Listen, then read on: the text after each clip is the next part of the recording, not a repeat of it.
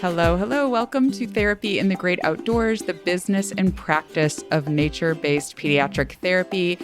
I'm Laura Park Figueroa. Today, I have Sarah Collins, who is an occupational therapist, on the podcast, and she is known as the Homeschool OT online. In this episode, you are going to learn how to better understand the homeschool community, what to say, and many things not to say in order to partner with the homeschool community in your nature-based therapy practice. We also do a deep dive, deeper than we originally intended. We actually ended up talking the majority of our time about educational styles and theories and methodologies and how those may impact our nature-based practice. You will leave this conversation with a lot of very practical ideas that you can implement right away in your nature-based sessions with children, no matter what kind of professional you are. Sarah had so much wisdom to share. We talked for over an hour, so this is a longer one. So just hit pause if you get partway through. And actually, she tells you to hit pause at one point and do a little experiment with yourself. So listen in, learn from Sarah, and you're just going to love this conversation. So let's dive right in. Welcome, Sarah. Thanks for being here. Thank you. I'm really excited to be here. Yeah. So I forgot to mention that you're just outside of Philadelphia, Pennsylvania. Mm-hmm. Your business is Homeschool OT. So tell us what you do in your business to start so that people kind of get a feel for who you are and why you're here talking with us today about this. Yes. So I, for a long time, was an occupational therapist I've done a lot of different things, pediatrics, and then I did home health care. And then I started homeschooling ourselves. It was actually purely because of the timing of a move. Like we were moved in March and to a rental home. And then we were there for about a month. My kids were in public school there. And then we're moving again in May. And I was like, this is silly. We're not going to a third school in a year. So we didn't. We started homeschooling then. And that really just started our homeschool journey. And at that point, with all those moves, I was staying home with my kids and not working outside of the home at all. And about 2 years in of homeschooling, there was just more and more and more people asking questions about either how do I set up my homeschool day to help my child, or what resources are there, or even what on earth is occupational therapy and how do I actually need that? Or my doctor has told me this, things like that, where I was just getting all of these questions. And so I started working as a homeschool consultant with an OT background. So it's a little bit different. I'm not working with clients as an occupational therapist now. So I'm not doing teletherapy or anything like that, or even working directly with kids. A lot of the times what I'm doing is working with families and working with occupational therapists to understand the homeschool community. And then I put them together. So I say, okay, you guys really would benefit from occupational therapy. And here's one who's going to be respectful of the homeschool community and not tell you that you need to go into the public school system or whatever, but just that this is what it will be a good fit together. So I do a lot of that matchmaking. I also do a ton of parent education on just what is executive functioning, what is handwriting, what are all the underlying skills in handwriting, what are the programs and availabilities, curriculums that we either as OTs put out or other, options, and what might work in your homeschool. So that's primarily what I do. I work alongside both of OTs and homeschoolers and pair them together. Yeah, I just had like a light bulb moment about what you do as you were describing that last part.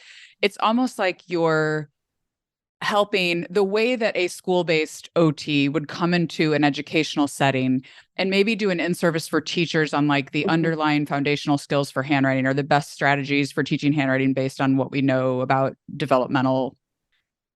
I'm blanking on the word. It's like 2:45 in the afternoon. I should not record podcasts in the afternoon. Just developmental expectations of children, like developmental norms. Yes. Maybe that's the word I'm looking for. That's a good word. And I leave all this stuff in the podcast because this is real life, people. I don't edit much out of these.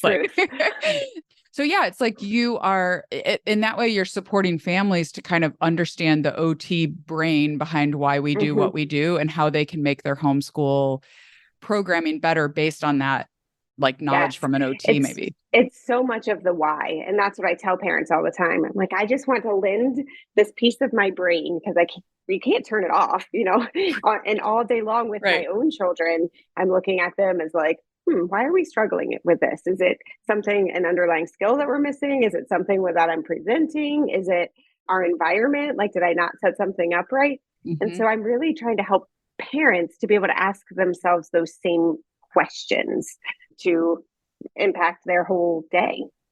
Yeah. And it's the things that occupational therapists tend to do naturally that we feel like Mm-hmm. everyone does, but maybe they don't. Right. Yeah. So, Yeah. In fact, it was really funny today.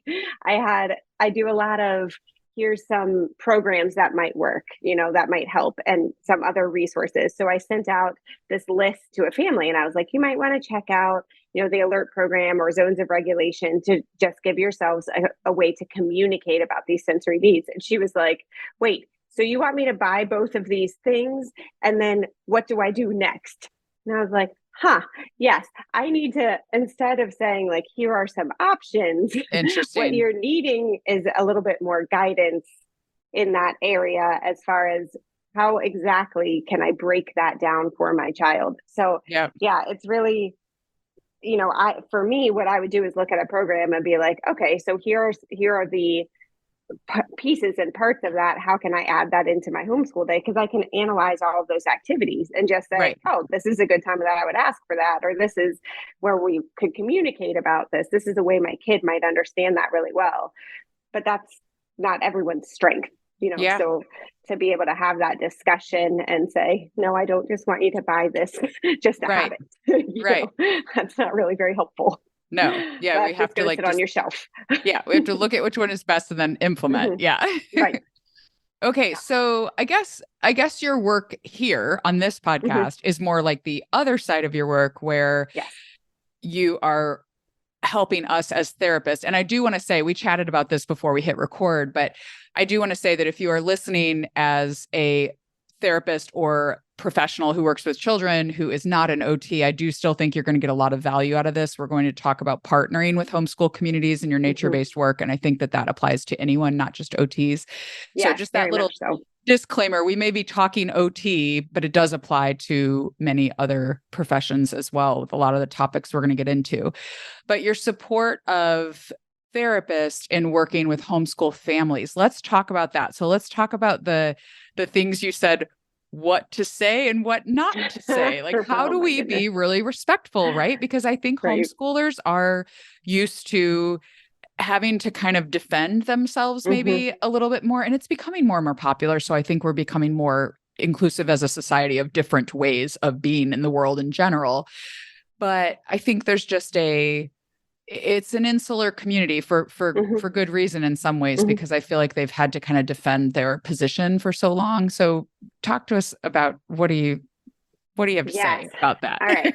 So first I want to say I'm coming at this from a couple of different perspectives, one from the OT perspective or therapy perspective, so the professional side, and one from a homeschooler side, obviously. But Mhm. also, so my middle son, who is now 11, when we started homeschooling, he just was not reading, and I could not quite, even as an OT, I could not quite figure it out. I'm looking like, is this a working memory issue? What's going on here?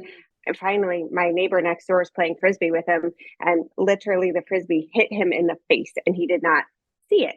And it was because he had convergence insufficiency. And when I Yeah. watched that happen, I was like, it's vision.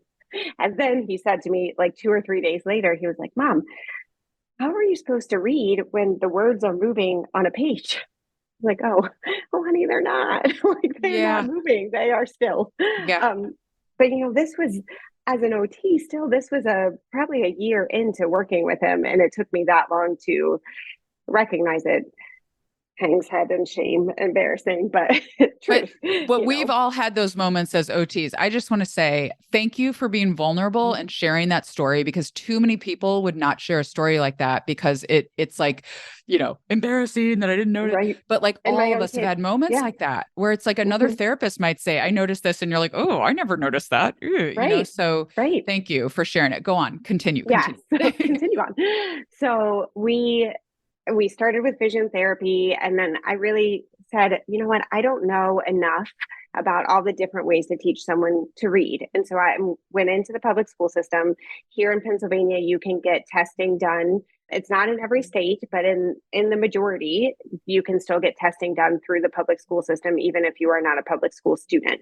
So we went into the public school system and had his testing done, and he qualified, for an IEP, actually for OT and the Wilson reading program there, which there is a homeschool equivalent to that called All About Reading and All About Spelling. So when I was in there, the OT literally sat across the room from me. She knew I was an OT too, and started talking. She was like, well, I think maybe he should come in here, and that way we can help him more than you could help him at home. And then the special educator was sitting right next to him and said, so he could be here in the mornings and he would be in this classroom that would help more with reading. And I just said, like, great. Can you just tell me a little bit more about what that classroom would look like? She literally told me, well, the walls are blue. Oh, honey, I know what a classroom looks like. Like I am. Oh my gosh. I don't live in a shed because I homeschool my child. Like I know what a school is.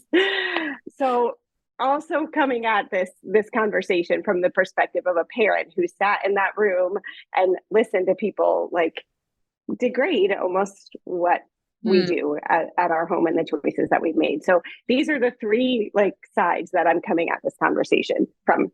Yeah. So do not explain what the room looks like. They know. There's what not to say. There's one. Do not do that.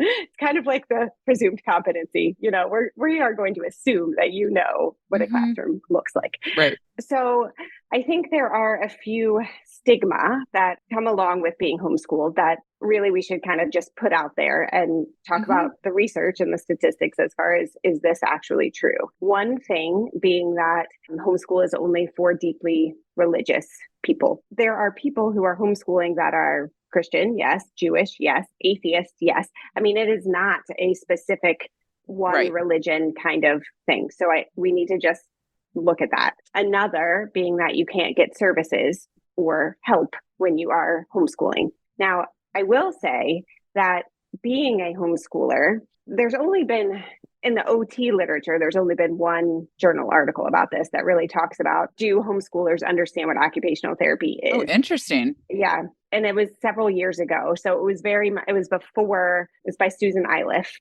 you want to look that up. But it was before COVID, which is when the population boom went up. And at that point, actually, really, I'm not even sure that we can extrapolate it to now when there has been such a giant leap in population of the homeschool community. But at that point, it was saying a lot of people knew what the term occupational therapy was, but didn't necessarily know when they needed to be able to access that. Yeah. Honestly, I would say that's the same with the rest of the world. Right. Not much different than the general population, right? Yeah. But there is a different level, and you might feel this as a homeschool mom as well, a different level of mom guilt when you are not only in charge of your child's safety and growth and development, but also their education. No one wants to be the one who's held back their kid or hindered them in any way. So I don't think that that the access to services is not true, because we already talked about that the majority of places the majority of states, you can get into the school system for whatever types of services you need, or, there's always private practices. Nature-based therapy, hi. Yeah. But there is a difference as far as, I don't want to say how willing, but how concerned a parent is when they have not accessed services early enough. Does that make sense? Yeah, explain that more. I think that's an important thing to bring us into the next phase of discussion here about this. Okay. So when you're in the school system, right, you have teachers who are looking in on what's going on in a classroom. You have even the bus monitor and the cafeteria monitor. And, you have other therapists who are kind of in and out of the classroom, the music teacher, everybody who kind of has eyes on your kid and is in this environment where we're having some struggles here. So there's kind of two pieces to this. One, that's all in one specific environment within the school system, which some of our kids as homeschoolers don't experience those same issues because we don't have to be in a giant classroom with or a giant cafeteria with 100 other kids and really bright lights and trying to eat and have all those smells around us and all of that. Right. So there's not as much sensory information coming in that environment. Right. Like sensory overload, like not as much potential for sensory overload, maybe. Right. Yeah. Right. So you don't necessarily, maybe you're not seeing those struggles because you don't have them because we can control the environment a little bit more. But on the flip side of that, we also don't tend to have as many people who are kind of have some eyes on our kids to help and say, there's kind of a struggle here, or I can see that in comparison to other kiddos and, the same age or developmental stage that, your child is weaker or walks funny in comparison or, things like that. So that's kind of where I'm saying that there is a difference.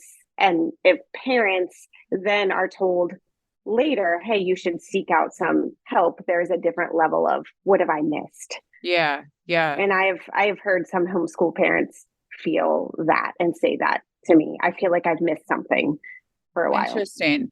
Okay. So that brings up a question for me of like kind of on this same topic of like, me, I'm always thinking about like business and marketing. And I think for nature-based practices, that's like in thinking about like partnering with homeschool communities in your nature-based practice, like how do you feel like a nature-based practitioner could approach like a homeschool co-op? Or I know a lot of the Facebook groups are closed, but like, if I looked at homeschool communities near me and had some way to reach out to someone, or through word of mouth or whatever, hopefully word of mouth would get you in the door maybe a little. Yeah. Word of mouth is huge, right? Yeah. But like, what do you feel like would be really helpful to homeschool communities along those lines? Like I'm thinking like in-services for parents where maybe it's even held on Zoom, but you could just talk about like sensory stuff, like motor stuff for PTs, maybe speech language stuff for speech therapists. Like would that kind of thing be well received? I feel like as therapists, sometimes or at least I do, maybe I can't speak for everyone. I worry about like pointing out the developmental challenges. Yes. It's like, I want to have the belief that all kids develop at their own timeline, but then also we want as therapists to catch it early so that we can provide support if kids need it. So I don't know. Do you have thoughts on that? I live in every day because especially with the homeschool community, we really do like to recognize that kids do develop at all different paces and oftentimes asynchronously. So we want to respect that. And there also is a whole big piece of like, let them hang on to their childhood and, that type of thing. So it is kind of hard when we're like, no, you should be doing this by this certain age. But then we also have on the other hand where we're like, no, but we want to catch it early. That's a tough balance to get into. So what I would pick would be some sort of occupation where that homeschoolers are also doing. So for example, it could be handwriting. It could be learning to read. It could be even, participating in outdoor play. Yeah. Like for a PT, like ball skills, like teaching ball skills or something like that. Okay. Yeah. So pick some area of occupation and talk about the other underlying skills that you would need to get there. So if we're talking about handwriting, then you can talk about the visual perceptual skills. You can talk about the core strength and the shoulder stability that we need. You can talk about fine motor skills, and you can talk about how you can do all of that stuff outside. That way you are having the conversation that almost lends itself to, all right, what are the underlying skills that you can be looking for in your home, but also what can we do here at therapy and what are some things that you should be looking for? Okay. Yeah. I think it was before we hit record where we were just chatting. This is like when I chat with guests and then I'm like, wait, we should be recording this. We need to start recording, like gets into the good stuff. I feel like one of the things you mentioned that maybe we haven't said as we've been recording is that the typical kind of maybe marketing language, for lack of a better word, that we would use, like kids are on screens 8 hours a day. We can help you, like whatever, which is true and is very necessary. We need to get kids outdoors, but for like homeschooling families, that may not be the right kind of in because they may not. That's not true. It may not be true as much. I can't say for that population. not in every home, but what we were talking about is the difference in research. And now, granted, I would love to do that research. I frankly just don't have time, but Right. to look at what is the difference in the amount of time that homeschoolers are outside versus kids who are in the public school who have to be, or in a brick and mortar school, so private Sure. too, who have to be inside in a classroom all day long. I mean, if you can look at, I could just go through my day today and tell you how often my kids were outside, and it's Right. a lot. It is a lot. And every Friday we do a hiking group where we have sometimes upwards of 60 kids that go on a hike all around this area. And so our community can lend itself to being outside. And this kind of leads us into the different homeschool philosophies. So there are, and also some other bias, like what are the other bias that people have mentioned to me in the past is that homeschooling is just school at home, that you're just going to bring all of your curriculum and your workbooks, and you're going to sit at home and it's the same thing except they don't have friends around. And that's not true. In fact, there are no two homeschools that are alike. There are so many different philosophies of education, but then also just ways that you can bring it into your home based on interest and things like that. Yeah. So two philosophies that really, actually three, that really would lend itself to being outside more. One is the Charlotte Mason philosophy, which I know my favorite. like, yeah, right. I love me and it. Charlotte, we're besties.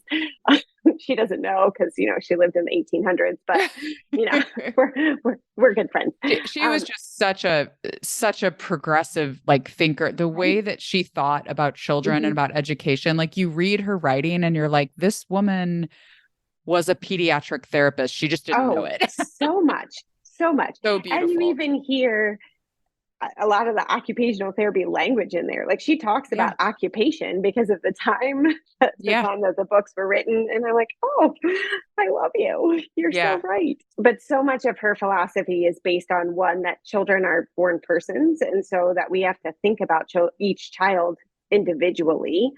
So yes, probably knowing that there are, since then we've done a lot more developmental research. So we know that, yes, there is kind of a path of developmental stages, but that each is a born person. Another thing that she talks about in her time is, or in her books, is giving children time and time to be outside. And she talks about how children are natural learners.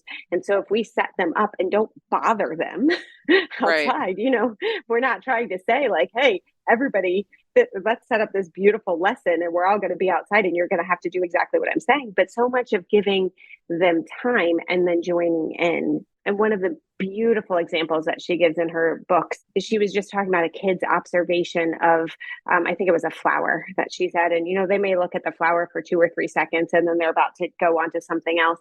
And if you draw that child's attention back to the flower just by asking a question, how you're impacting their executive functioning skills. Now, she doesn't say that in the book, but she's talking about the habit of attention, which is sustained attention and an executive functioning skill in itself. So that philosophy just lends itself very much to being outside. And families who are following the Charlotte Mason philosophy, their kids may be outside 4, 5, 6 hours a day.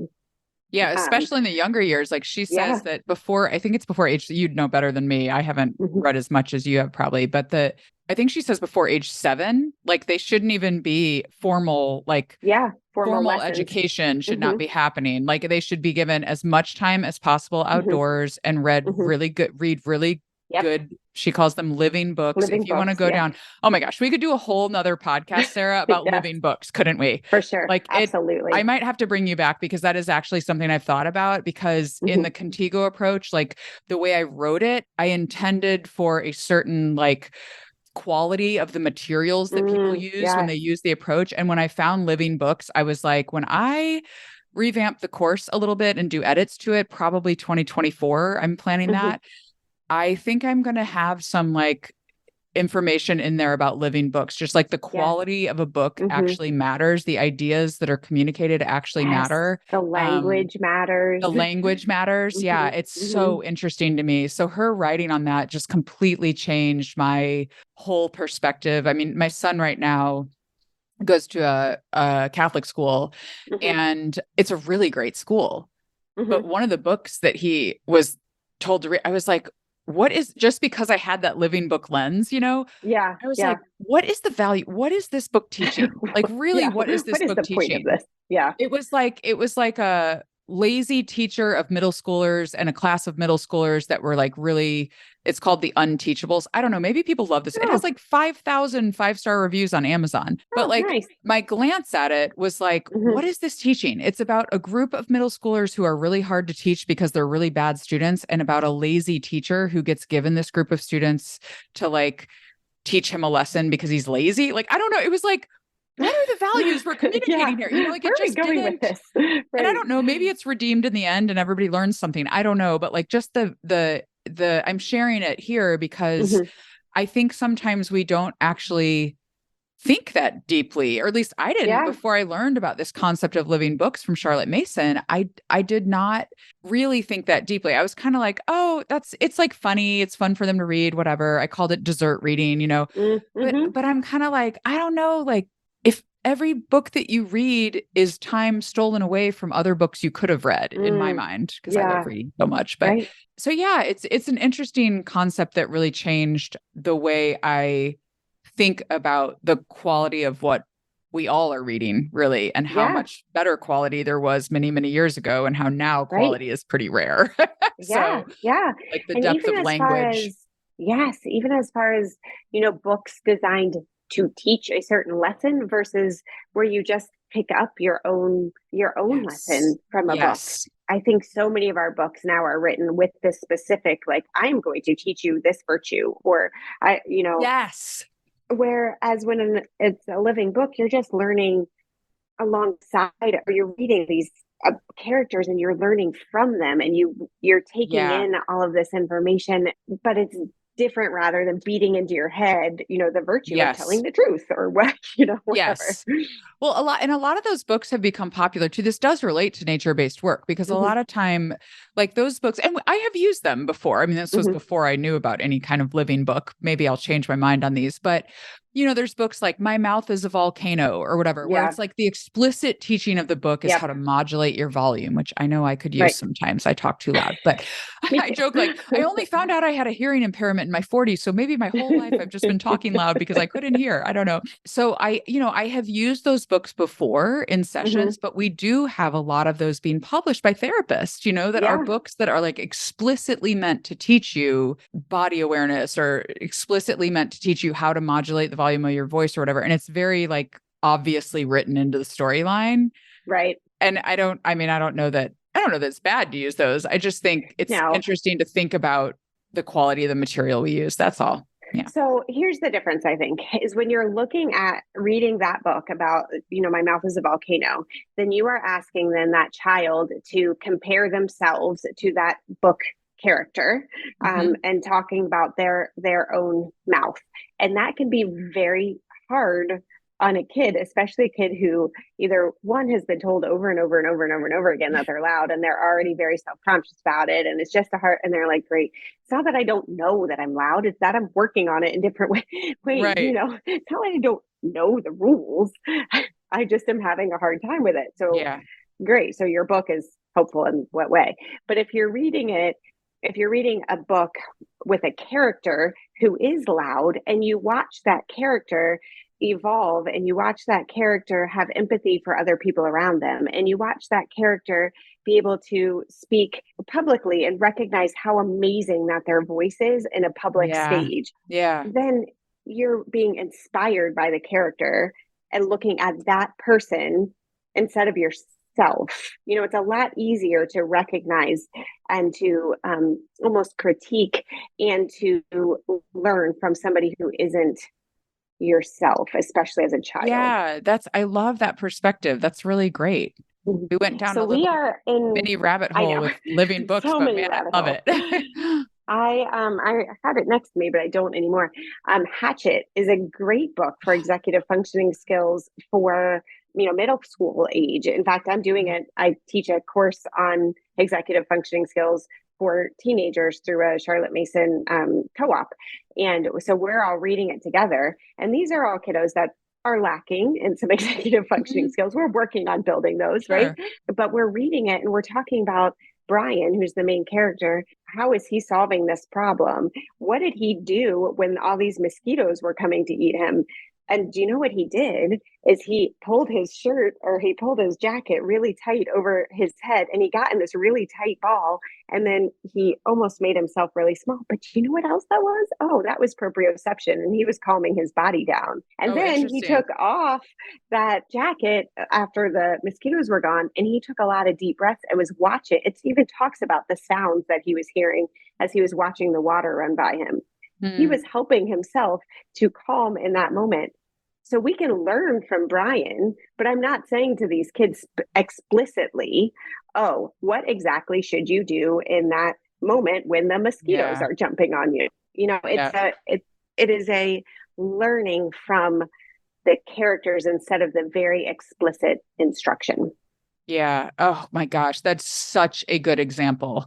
Like I'm seriously going to remember this conversation because I think a lot of times that living book concept is kind of hard to talk about. It's hard to explain. Like you just kind of know it when you see it. When you see a living book, like with good ideas and rich characters and rich language, like you see it. The Simply Charlotte Mason podcast has a very good episode for younger kids on how to identify. I think it's called How to Identify a Good Picture Book. And like, it really helped me. She went through like a few different things to look for. And she uses the classic example in the podcast she uses the classic example of Mike Mulligan and the Steam Shovel. It's a really old fashioned book from like the 40s, I want to say, maybe it was written, but it teaches like, it's a picture book and it teaches like ingenuity and problem solving and stick-to-itiveness and hard work and like all these, but these characters the storyline is so great. And one of the things she says is it's the kind of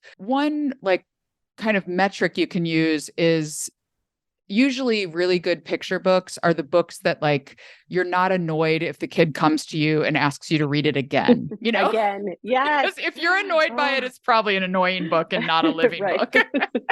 But anyway, we digress. But okay, so Charlotte Mason, tons of outdoor time. Like everyone should look into her. That we should say she was a Christian educator. That is something people should know. But there are plenty of like secular Charlotte Mason homeschool communities as well, because her work is just so, it's not just for people who are religious or who are following a Christian belief system. Like she really, the ideas have such wide reach. And so, So, okay. Anything else to say about Charlotte Mason before you tell us the other two? Nope. I think that pretty much covers most of Charlotte Mason. Yeah, I think that's good.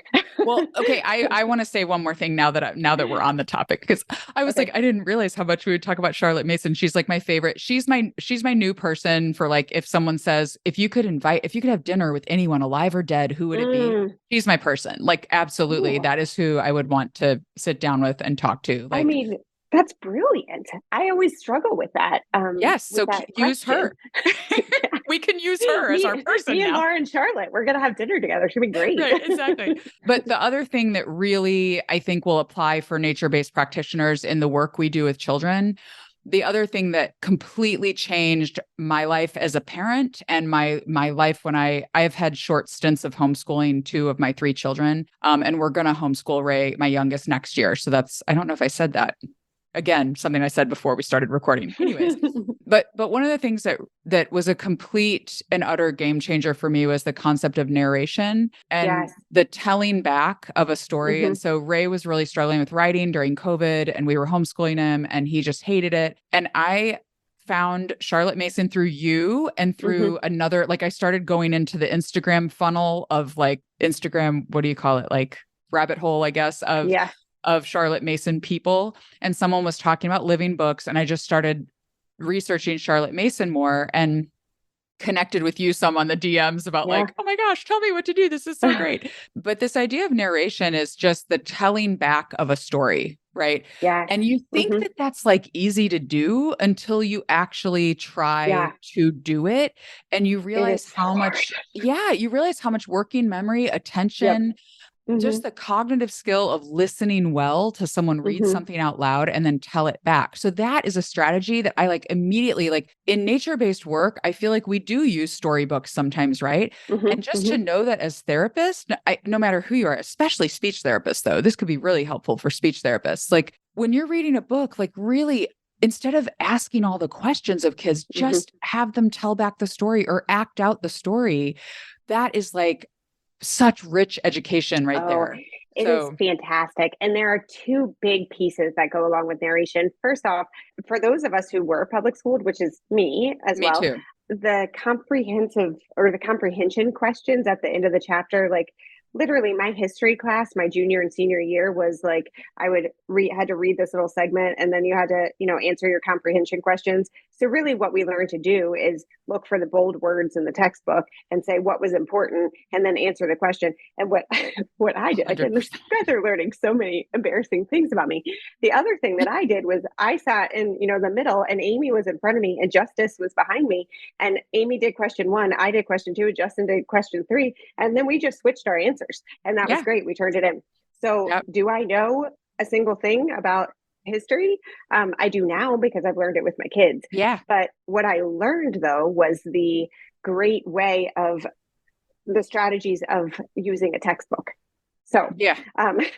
which I'm Right. really good at and is a valuable skill, but didn't necessarily teach me the history. Yeah. However, if you're reading something out loud and you have to have this habit of attention to then turn around and say, well, this is what I learned, or this is what I heard. It's a really, really hard task. In fact, I would challenge you to pause this right now and just, I don't care if you're in the car or wherever you are, but say like, hey, this is what Sarah and Laura have been talking about, and verbalize it. It's Yeah. a really, really hard thing to do. And it just incorporates also, you're going to pick out probably something different than if you're in the car with somebody else, what is stuck out to them. And Yeah. that is, the science of relations is what Charlotte Mason calls it, of where you're going to find things that really are important to you or what stick out in your practice Yeah. or what have value to what other things that you've already done or what, even things that you've had experience with before. Mm-hmm. So it's fascinating. And all 3 of my kids, if I'll read something, now my kids are at this point 14, my son will be 12 on Monday, and then my middle son, and then my youngest is 7. And I can read the same thing to the 3 of them, and each of them get different perspectives, partially because of their ages, partially because of what Yeah. they've already heard and, what their previous experiences are. That allows them to converse together, Yeah. and to be having this group knowledge, which is amazing to Yeah. watch and to see. I think about narration as like so that art of telling back. I didn't really Mm-hmm. define it. I guess it was implicit in what I said, but that art of telling back, I compare it like it's the difference between having like a multiple choice test versus an Mm-hmm. essay test. Like on an Yes. essay, you actually have to pull it out of you, what you learned, Mm-hmm. what you think, like what your Mm-hmm. ideas are. And Mm-hmm. the Charlotte Mason method of education is basically use living books, like even Mm-hmm. for like next year, I have all raised curriculum already. I bought it That's all. I'm all awesome. excited. I was like on Facebook groups when I should have been writing my dissertation, but anyway. So but it's really using living books, like even for things like science, like books that are Yeah. written, they're not a textbook with dry facts. It's like a Mm-hmm. textbook that is going to read like an interesting book to read Mm-hmm. about the topics that you're studying. It makes for interesting material to then let your mind kind of mull over and talk back through when you're narrating. So it's just such a beautiful way of education. Yes. And I think it now it could be hard for kids that are auditory processing. Like some of us work with kids with auditory processing challenges, right? So like, of course, like modify for the child, but I do think Mm-hmm. that it is a philosophy that can very easily be kind of worked into our work as nature-based therapists to really I love that it comes from children. It's not like, okay, now that we read the book, what did Bobby say to Susie? Like Exactly. it's you're not asking questions about it. It's like Yep. coming from them. Like, what did Mm-hmm. they get out of what And you then read you get rather to than you know telling those them? kids. Yeah, you get to know those kids so much Yeah. so differently because you're seeing what was important to them.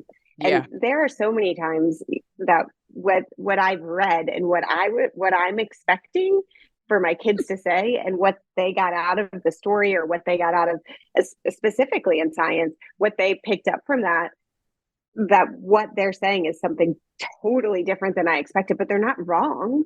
Yeah. They are Yeah. very right. It's just different from what I was imagining. And so if I gave them a multiple choice question, I wouldn't have touched on the important pieces of what they heard there and Right. what they're building on from their knowledge. Right. It also Yeah. teaches us to listen.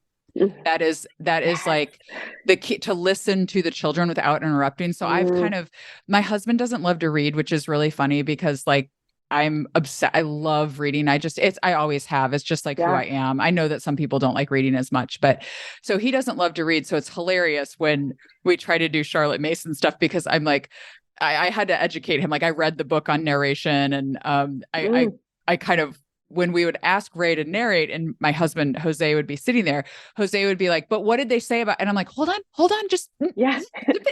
don't let him talk, let him pause, let him, like we're not supposed to say anything yet. Like let him finish their narration before. Uh-huh. But it's just a great skill. It's a great skill because now I can say to him, I can even say, even for things like YouTube videos, I can be like, Hmm. give me a narration, tell me what you learned. And he will like relay back Hmm. what he Hmm. learned from a video even. So it's just a skill that is so good to have for kids to be able to listen, integrate their learning and tell back what Hmm. they have Well, internalized and they have and learned. yes, and think about the sequencing that they're doing there. Yeah. Even if you talk, so my youngest, right, we would go on a hike in our nature journals. So he would draw like something that he saw there. And Mm-hmm. at that point, my older kids usually will like do some investigating. They might be looking up some facts about this plant or whatever, where it grows, things like that.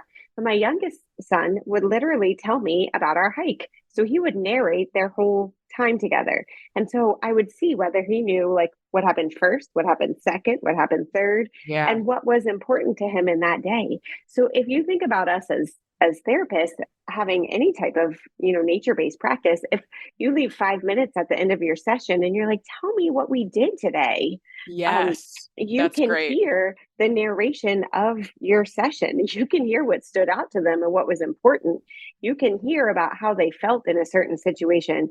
You can hear whether they even can do that. Then you're getting more and more information of, wait, there might be some sequencing things happening here, or Yeah. maybe if we're having problems, motor planning is an issue, so would be coming up with a story, because Yeah. those are very similar with that whole ideation. And you're telling the children that what they're saying has value, and what they've taken in is really important. So with my youngest, what after he would do his oral narration, I would write it on the back of his nature journal. And we started at that point. I would write it, and then he was little. And I have the most beautiful stories of him when he's 3 and 4 years old of what he thought we Mhm. were doing. And he could see that the words he was saying corresponded to the letters on the paper. So if we're Yeah. talking about teaching handwriting, that's another important skill right there of how on earth does this coming out of my mouth, what does that mean with this piece of paper in front of me? That's one of the first steps, is Yeah. understanding that you're a writer. So we started with that, and then we would progress later on. I would write it on a separate piece of paper and he would copy it onto his nature journal page. And then we went from there to now he, writes his own. It's just a Yeah. natural progression. We were talking about seminars that you could do for homeschool groups. Talk about nature journaling. They'd be in Oh, in a that's a great second. idea. That's a great Yeah. idea because I've taken some short courses from like Hmm. environmental educators on nature Hmm. journaling. And I actually, it was another like kind of aha moment for me, like learning Hmm. about living books. It was like, oh, nature journaling isn't actually about being like a good artist. Like I didn't Artist. know Uh-uh. that. Like Yeah. I thought it had to be like accurate and pretty. It's just Yeah. not true. Like, Nope. so really There cool. will be here shortly on my website, which is Homeschool OT, and I can put it on the OT side too. There's a whole blog about how we nature journal and that whole process, and some pictures of ours. It's actually my very favorite keepsake. I'm looking up here because I have 4 giant binders of my kids' drawings and their writing throughout Hmm. our whole homeschool time. That was all nature journals from our hikes, and mine too. I would sit down right next to them and do the same thing. My husband always jokes, he's like, I don't think you even looked at your surroundings before we started homeschooling. I don't think I did either. Well, my husband said to me, he's like, I think you like homeschooling Ray because like you like learning the history. And I said, absolutely Ruth. yes, because I didn't learn anything in high school Nope. history. Like it was Nope. exactly what you said, like textbook, do this. I mean, I vaguely remember something about the Boston Tea Party. That's all. Like I literally, that is like literally the one thing in my brain I That can was a remember. thing that happened. Yeah, right. Exactly. And I don't remember what it was. It was about taxes somehow. I don't know. Right. So it's so interesting to me to actually understand history as a fabric of humanity and like how it's influenced everything that's happened in the world up till now, how it's influenced who we are today. I think it's so interesting now. I did not have some of that is maturity too, like, but it's also education. So it's how you educated people. The other thing I didn't know, like you would take American history and then maybe the next year you would take like European history, or maybe you would take, if you were lucky, you might get it in another continent, but probably not. You probably got European and American. I had no idea the things that were going on at the same time, like what else was happening at the Boston Tea Party. And doing this with my kids, we keep a giant timeline book. And anytime that we hear a date, no matter where it is, whether we're at a museum, whether we were just in St. Augustine on vacation, we went to a chocolate factory and it was talking about the Spanish conquistadors in the chocolate factory. We came home and wrote that down in our timeline book at the time. And even when they started the St. Augustine chocolate factory, that's in that book too. So they can relate everything that they see, and it all comes together in one big happy. Yeah, I love it. Journal. Yeah, I know. Charlotte Mason calls that the Book of Centuries. Yeah, we made one for next year. We've started to enter some stuff in it just from books that we're reading now, but I'm kind of trying to like prime him for next year by reading some books at night or whatever. But yeah. Okay. So we did deep dive into Charlotte Mason. We will not be talking for 40 minutes about the other ones, but what are the other two? You said there were two other philosophies that may align well with nature-based. Unschooling would align very well. And unschooling is basically the books that you would read to understand that more would primarily be by John Holt. He's kind of the father of unschooling, but it's basically child-led learning. So meaning that when your kids are interested in something, that you are allowing them to do it, basically, to do that thing and recognize all of the skills that they are learning within that. So here's my prime example with that. When we went down to St. Augustine, so again, I kind of laugh because in Pennsylvania, you have to fill out 180 days of school. And I literally take a piece of paper. Maybe I shouldn't say this on the air, but I take a piece of paper and I color in the calendar. I'm like, yep, here we go. We did 180 days of school, because you're learning all of the time. Yes. And that's what unschooling is saying. So my son, he was out on the beach and he was building this dam because the tide was coming in. So first we started talking about the tide that was coming in, and then he wanted to learn, he was interested in that and the pull of gravity from the moon. And so we did that later. We went back and we were talking about that. But as he was building this dam, he first noticed when he had it straight away that it didn't block the water the way that he wanted to. So then he changed it and made it more curved. And then he just innately added in a spillway, because he was like, there's too much water here. It's the pressure. So we had to give it a place to go. And so then we were talking about physics after that. And so it really it's almost, instead of building all these little skills so that you can have the occupation, right? Yeah. You take it and you say, hey, what are all those things that you were doing to help you to accomplish this task? And he had to have math in there. He had to, we learned about science because of that. I didn't have him write about it, but I could have. But he did narrate what he did. And that's the whole sequencing and forming your language, coming and knowing that your words have value, all of those things that come along with it. So unschooling very much lends itself to nature-based therapy, because if your child is interested in anything outdoors, it would blend itself align very well. Yeah. What do you think about, so I have a friend in California, a dear friend of mine, who is I've been like, oh my gosh, Charlotte Mason, I wish I'd had this when my older two, because my older two are like living on their own. They're in college now. I wish I'd had it when they were young. I feel like I'm like, all this regret of like, I wish I had Charlotte Mason education to everyone, like in my family. So, but we have to keep on living and try not to have regrets. Like things Yes. happen why they happen. So, but I was telling my really good friend about this. And so she started looking at Charlotte Mason stuff for her kids, and she reconnected with an old friend who homeschools and he unschools. And she told me he uses unschooling. Like, I don't know what I'm like, oh yeah, I've heard of it, but she sent me a video because he's a videographer. So he like journals his children's education and sometimes posts videos on social media. And it just looked so amazing. They're like at the beach, they're at a museum, they're at, all these things. And one of the things I wrote back to her in our little text exchange was, what do you think he's going to do with his kids when they're older? Like, does unschooling, I mean, there really are people who unschool all the way through, right? Like until the child enters adulthood and leaves home. Like, do they just not learn basic math or not learn English grammar if they don't want to learn it, quote unquote? Or like, how do you think so as they get older? All of those things are built into your learning, right? So if you are talking about, I mean, we can just go back to my son's example. I did not have him write about it, but if I had, so we could say like, all right, so let's write about what you've made. All right, so then we might go back and correct the grammar and say why and how.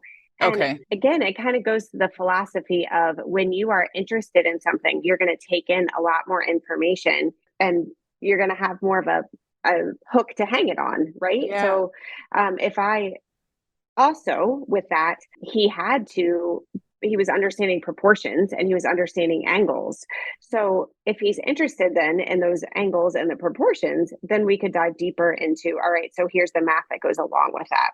Okay. So it's almost like a lot of times people who are unschooling will have different curriculums, especially if they go along with what their kids' interests are. Okay.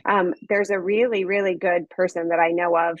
Her name is Carla, and she wrote a couple of books on unschooling. She had her son who graduated, I believe, early because he wanted to be a pilot. And so he did very specific math through books because of that's what he wanted to learn. Yeah. So it kind of, now, frankly, I am not an unschooler. Like we do a lot of extra things that would go along with kind of the unschooling philosophy, but it's almost for my personality, it's a little bit too whimsical. Like I need more of a structure. So I'm not an expert in unschooling by all means. So, I work with a lot of unschooling families and I can talk to them about, okay, so how can we adjust your day? Like if there are specific skills that your kid needs, how can we add that into their interest, or how can we work with them on this, within your philosophy? But okay. I can't say that I'm an expert. So you said John Holt. Is that Holt? Yes. Yep. Okay. And then the other, you said Carla someone. What's her last name? Do you remember her last name? If they search Carla Unschool on I bet you Google, would find it. It'll probably pop up. Yeah, because she's written a couple books too. I'm reading it right now as we speak. Great. Carla, she's on YouTube as Carla. It's Karla, the Unschooling Mama. Her name is Carla Williams.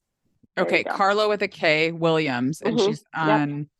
She's on Instagram as she has Unschooling YouTube. Mama. Okay. Yep. Great. And that actually kind of comes along with this to another stigma that I was going to say, which is that homeschooling is all like middle-class white people. And in fact, you can watch Carla and recognize that that is not true. The number one growth area is in the Black community. Oh, that's so great. I didn't know that. Yeah. For homeschooling families. Yes. And a lot of that came after COVID, which is very interesting. But I don't want to actually say the statistic because I don't have it in front of me and I don't want to be incorrect. Yeah. But it's something like has grown 128%, I think. Wow. I wonder like how that. much. Do not quote me. Yeah, right. Well, yeah, it's a loose remembering, right? But loose. I wonder how much it'll be interesting too after COVID, like how much, because I don't know that I would have. We homeschooled my middle son for half of middle school. And I loved homeschooling during COVID, but when we moved, we made a cross country move and like we were new in town and my son really needed friends. And I was like, I think it's good. I wish that you would still homeschool, but also like, Hmm. I Hmm. understand. And you were really encouraging to me actually on Instagram because you were like, different seasons for different things, Laura, like Yeah. just follow the child's lead. It was very encouraging to Yeah. me. And I want to thank you for that because it let Oh, me kind of good. like grieve and be okay that he was going to school, but Yeah. also like I really cherished our time homeschooling and I completely forget now what I was going to say. So, You were so, interested in oh, the you were saying after COVID COVID, statistics, maybe. Yeah. COVID actually, I think, gave me the opportunity to truly Hmm. homeschool and do Hmm. Charlotte Mason method the Hmm. way I wanted to. And I wonder, like, when we get statistics from 5 years post COVID, Hmm. like, I Hmm. wonder if people stuck with it because now I feel much more like now that my son started saying this year, like, I think I want to homeschool next year. I think I Yeah. could just, like, I feel like a lot of time is wasted at school. And I'm like, well, I mean, we've never sent our kids to private school. And it's only because we live Hmm. in Wisconsin that we can afford to now, because in Hmm. California, there was no way we were ever going to do Right. that. Right. So I was like, well, if you homeschool, like, that's like a family vacation we could go on because we won't be paying for school. So Right. in some ways I was like, that sounds good to me. But also I was There just we really go. excited about it. I think the short period of time that I did it during COVID actually gave me the confidence to say, like, yeah, I could Yes. homeschool you for seventh grade. No problem. Like Yeah, you are I, not unique in that. yeah, That it did that. And there is, so the National Home Education Research Institute, so it's NHERI.com. They list a lot of the statistics of homeschooling. Brian Ray is the guy who runs that, and he updates it pretty frequently based on, the most recent census. He also does a lot of homeschool research. And this statistics are saying now, granted, again, I do not I should have pulled it up before because this almost always comes up when I'm talking to people outside of the homeschooling community, but the population has dramatically increased since COVID because a lot of people were like, well, my kids aren't going to sit on a computer all day, right. was one thing. Another thing that happened, unfortunately, was that some families were seeing, what was happening on this computer, and we're like, Mhm. this is not working for my children. We also have this, the battle of what is being taught, and is that what I want my kids to know, and what, Sure. there is just a whole lot of controversy within the Yeah, school system, sure. right now. And so I think that also has increase the homeschooling community, but it just, for a lot of it, just gave people the confidence that this can happen Yeah. and that you can do it. And Yeah. that homeschooling kids, again, they're not living in the shed outside. It's not the Right. stigma that we thought from Right. like, We're normal people, right? right. Okay, And so we talked they, about Charlotte Mason, we talked about unschooling. There was one mhm. more that you were going to say. I'm guessing what So it is, but I'm not sure. the Waldorf Yeah, philosophy. Yeah. that's what I was going to think. So, yeah. So, and there are people that do strictly Waldorf at home. In fact, there's a fantastic OT, Kristen, out of North Oh, Carolina, who oh yeah, does Coastal all, Connections, yes, I think Coastal is her. Connections. Yeah, Yep. yeah, Yep. she does Who great. does She, all her reels Waldorf. and stuff are really great. All Waldorf at home with her children, and then talks about it all and how that relates to occupational therapy as well. Hmm. So it lends itself very well. And the primary thing, so I would call us eclectic in my own homeschool, because we have, for my son, especially who is struggling with vision, one of the Waldorf philosophies is they do what is called form drawing, which would be a really cool thing to add into your nature-based practices as well. Angela Lord wrote a really good book on form drawing that you could use. But basically, what you're doing is looking for shapes kind of out in nature, and it talks of the progression through those Interesting. shapes. And then you learn to do them with your body. And then you might learn to do them, like, let's just take a straight line, for example. So, oh, I see it in the tree trunk, and I see it on this branch that's lying on the beach here, and I see it, I can Mm, make it in the sand. So you're seeing that straight line, and then maybe you're going to build it. I'm holding Legos in my hand to fidget. So yeah. you're going to make it with Legos, or you're going to make it with Wiki sticks. And then you might use your body to actually make the straight line. And then after that, that's when you draw it. So it really goes through this progression, and each like week is a different form. So you could use that all through your nature-based practice. Also could refer your families to this Yeah. concept. Yeah, I love the whole body Mm-hmm. movement of that, like the Yes. children. One of my favorite quotes from the research that I did with nature-based occupational therapists were for my research. Mm-hmm. One of the people I interviewed said something like, I mean, we have parents coming into the schools and saying, how come my 3-year-old doesn't know how to write yet? And you're like, and I'm Oh, like, because your 3-year-old doesn't even feel comfortable in their body. Let's start with the yeah, basics. right. Like Yeah. she was just so animated about it and like Oh, said it in this really funny way. And like, was just like, we're asking kids to do things that are not realistic yeah. at their age. And so we need to go back to basics and like get them Yes. moving their bodies and understanding where their Yes, body is in space. That's what she said. Because your kid for doesn't know where sure. their body is in space. Like, Yeah. so I love that idea of like noticing it first. That's a big Mm-hmm. piece of nature-based work, is noticing, like nature Mm-hmm. journaling, Mm-hmm. noticing. That's like Mm-hmm. all part of noticing what's around you, right? Noticing first, then like doing it with your own body and then Yeah. writing. Yeah, Yes. that's Oh, really it's great so takeaway. cool. What else did we not? I feel like we need to wrap things up, but what else? I feel like we talked about, did we talk about everything, what to say and what not to say? We kind of, I think we covered all of it in Yeah. The one thing that I didn't mention was the do not, gosh, I love you so much. Please do not ask, how do you socialize your children? yes. Please do not. So we talked a little bit about the how if you're coming in with a group, about how if we're just saying like kids are on their screens too much, we don't know the difference in what homeschool families are doing versus what it is when kids are in a brick and mortar school all day long, Yeah. and the difference of that is research to be done at some point. But I would say that because of these philosophies and just anecdotal evidence, I would say that it is more common that homeschool families are outside more often. They just have more time to be able to do Right. so. So, Right. so that is one thing not to say. The other thing is, yes, do not say, how do you socialize your children? Because socialization does not only happen with groups of children your exact same age. And in fact, I would say to you, when's the last time that you sat in a room with 25 other people who are, I don't know how old you are, Laura, 42 years old? Yeah. Yeah. Never. You never do that. Right. In So, adult life, we interact with right. people of all different ages Yes. and yeah. Right. Yep. And so for us to assume that that is the best way to socialize our children just is incorrect. And there Yeah. is quite a bit of research about the influence of having multi-age relationships. Mm-hmm. And I was even talked about it anecdotally with my children when we're all reading the same thing, even at age a 7-year age span, how they're picking up different things, but they're talking and learning from each other. A good question to ask is, what are some important social skills to you? So you can ask that, because that That's is great. part of our practice, right? Is social interaction. So Mm-hmm. what are some important social skills to you as a homeschool family, and how do you feel like those are being met?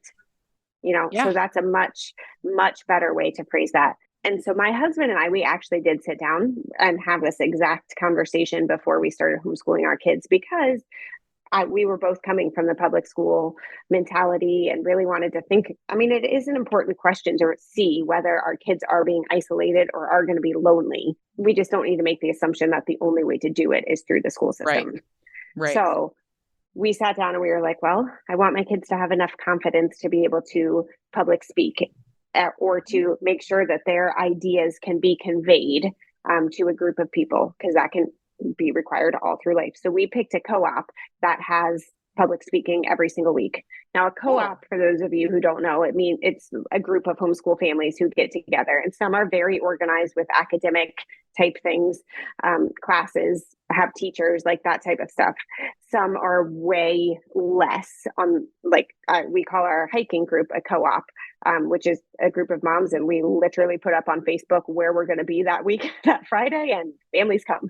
Right. And so that's just as much of it's a way less organized. But so when we were searching for how we were going to homeschool, we picked a co-op that would have public speaking every week. And our Mm-hmm. kids from starting at age 4 do a presentation every single week, up to now my daughter, who's in high school, she's doing all kinds of different presentations, some being like things that she has to have memorized, like poems memorized, to debating, to mock trial. Like that's all included in her co-op that we do.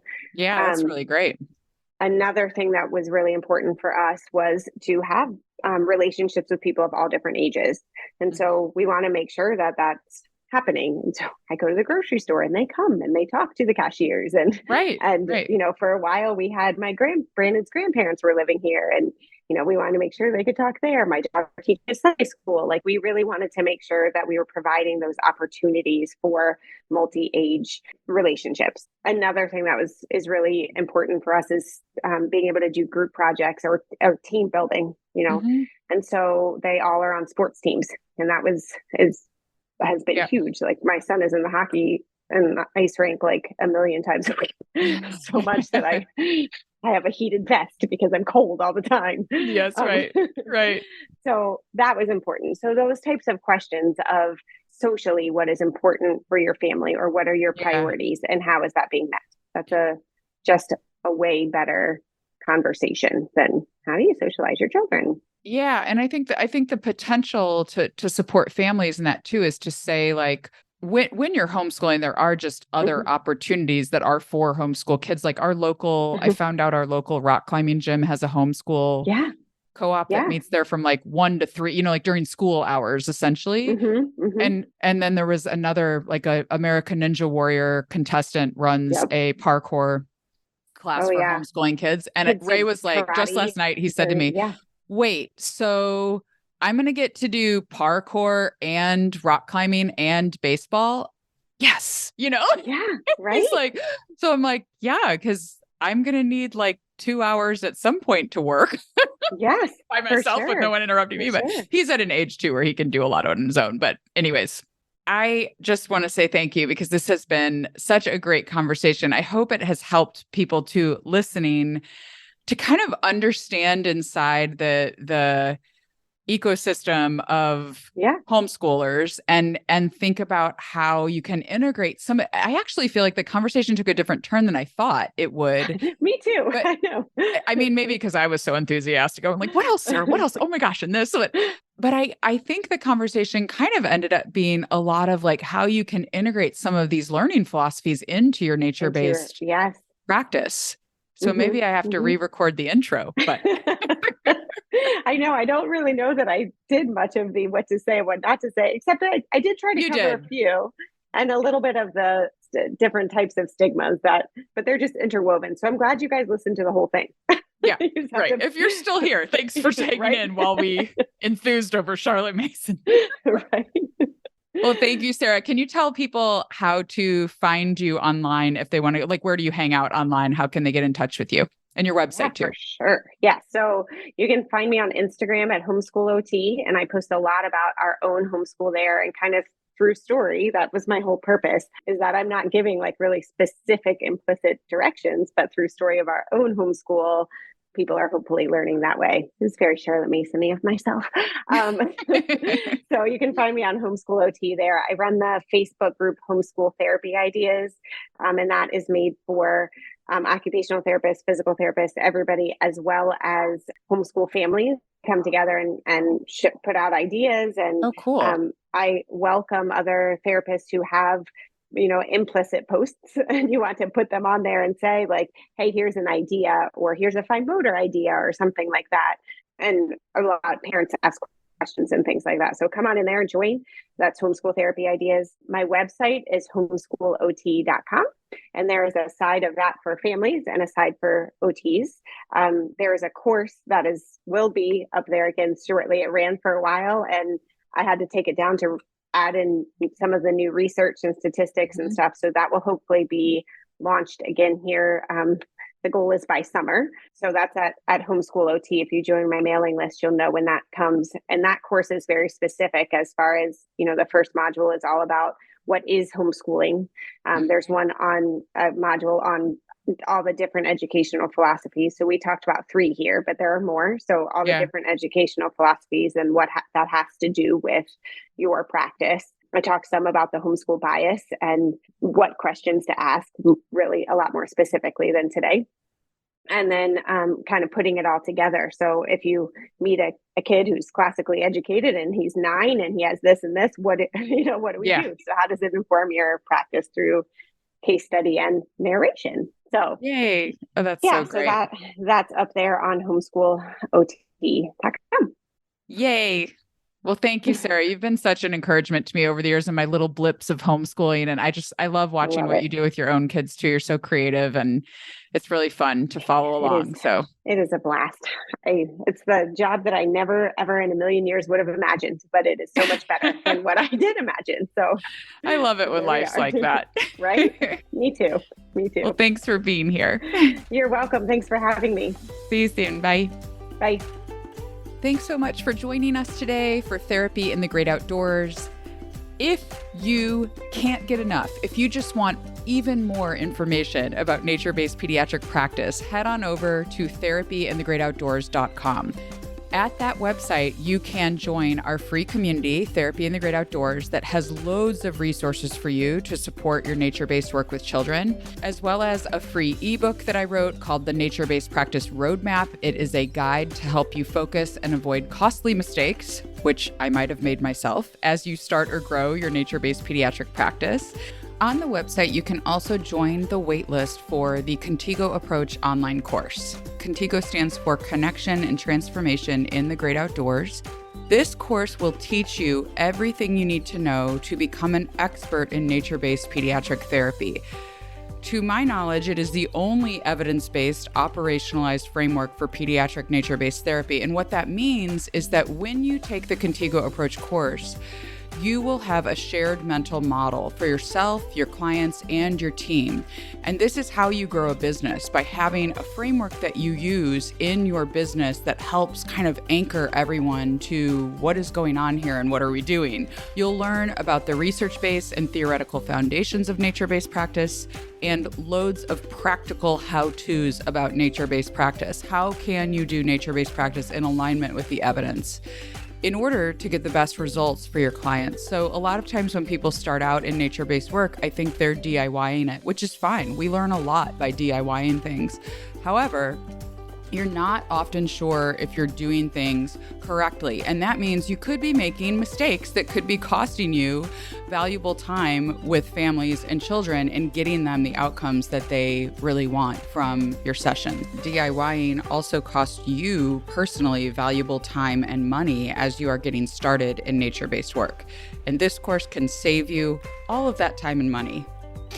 This course also includes lifetime access, including any updates we make, and ongoing mentoring for years to come on our mentoring calls that we offer with the online course. So truly gives you everything you need to become an expert. I promise that. And it's the only course that will guarantee that for you. So head on over to therapyinthegreatoutdoors.com. You can also go to contigoapproach.com, but I have tried to make everything available at therapyinthegreatoutdoors.com to make it easy to find all of the resources there in one place for you.